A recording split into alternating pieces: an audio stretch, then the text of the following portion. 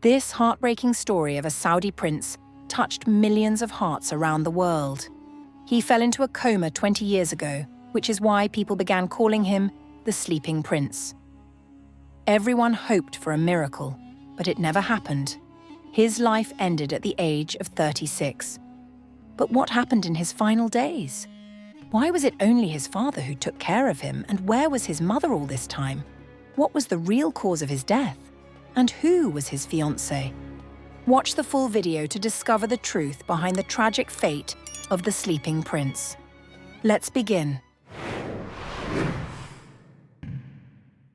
The Saudi royal family is one of the most powerful and wealthiest in the world. Prince Al-Waleed was born into this family, a grandson of the former king of Saudi Arabia. He grew up surrounded by luxury, security, and endless opportunity. At the age of 16, he was sent to study at a prestigious military college in London.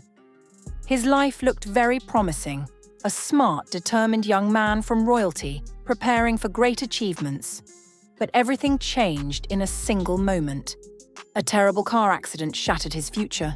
His car crashed into a concrete barrier at high speed. He suffered a serious head injury and major brain damage. It was said he wasn't alone. 2 of his friends were in the car with him, and they were luckier. In unofficial accounts, people said that when the prince briefly regained consciousness, the first thing he asked was, "How are my friends?" And then he lost consciousness again. That one sentence became a symbol of his kindness and humanity.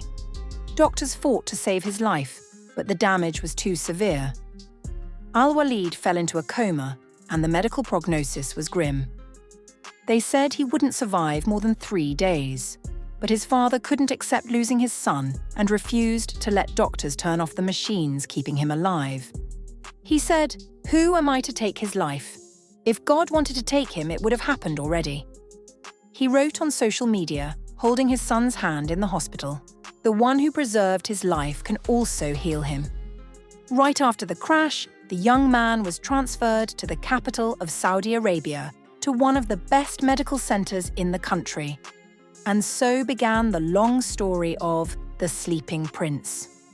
But what was hidden behind this tragedy? And how did classical music and the recitation of the Quran affect his condition? Khalid turned caring for his son into his life's mission.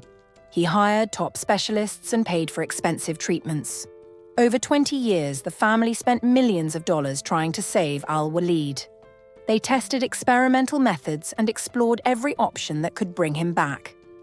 Doctors were invited from the US and Europe, the most experienced experts in coma treatment. Nurses, who became almost part of the family, cared for him around the clock, turning his body to avoid bed sores and speaking to him as if he could hear them. The room where the young man lay was always quiet, broken only by the soft beeping of medical machines. Years passed, but his father didn't give up. After 10 years in a coma, the prince was moved to a specially equipped room inside the royal palace. A home clinic with monitors, IV drips, a ventilator. Nurses were always nearby, and his father came every day to read to him and share family news. "I believe he hears me," Khalid said, gently stroking his son's hand. His father never lost faith in a miracle. And then something happened. The young man began to react to touch and voices. He slightly turned his head, especially when the Quran was being read beside him.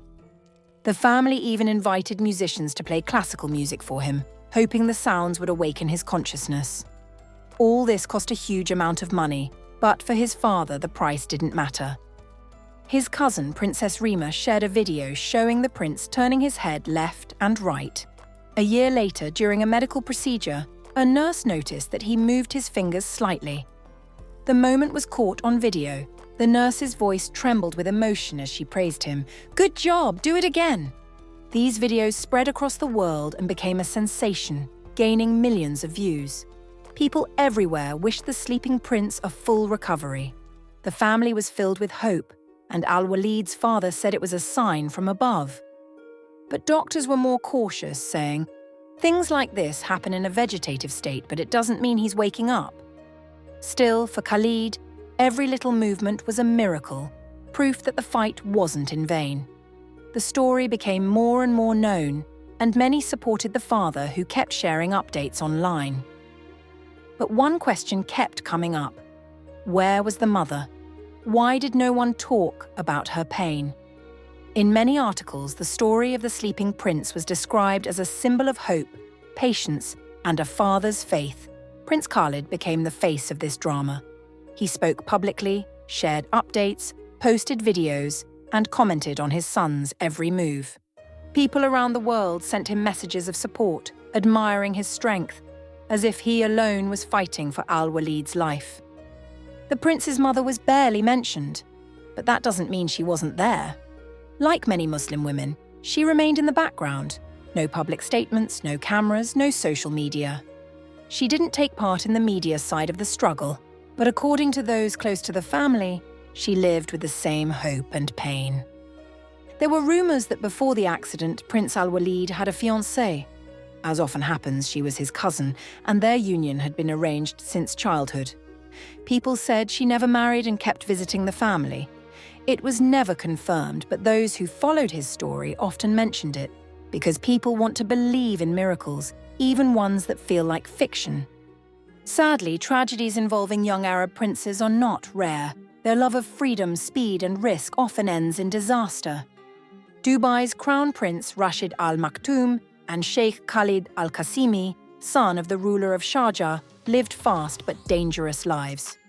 They were charismatic, bold, and free. But many believe that same lifestyle led to tragic ends. The son of the Sultan of Brunei, Prince Abdul Azim, built a successful career in film and became part of the country's cultural life. And the son of the Sultan of Malaysia, Prince Abdul Jalil, did many good things and became beloved by the people. Their stories were also tragic, but they had the chance to leave their mark on the world. But Al-Waleed, he was only 15.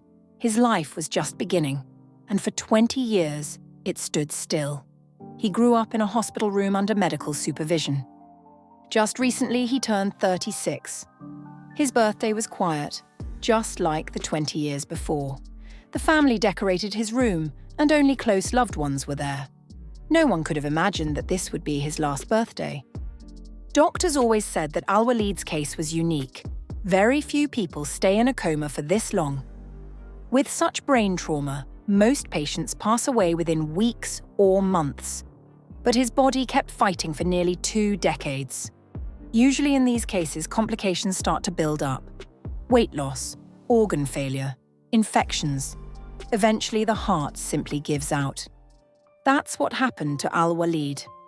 After 20 years, his heart stopped. His grieving father shared the news in his personal blog, quoting verses from the Quran. With hearts accepting God's will and deep sorrow, we mourn our beloved son. May Allah have mercy on him who left us today, he wrote, thanking everyone who prayed for the young man all these years. News of the sleeping prince's death spread around the world, bringing a wave of condolences. This story is a reminder of how fragile and unpredictable life can be. Tragedy can happen to anyone, no matter their status or wealth. But what really matters is how we go through pain with faith, love, and hope, just like his family did. Al-Waleed will always be remembered as the sleeping prince. And what do you think about this sad story? Share your thoughts in the comments. Hit the like button and share this video if it moved you. See you next time.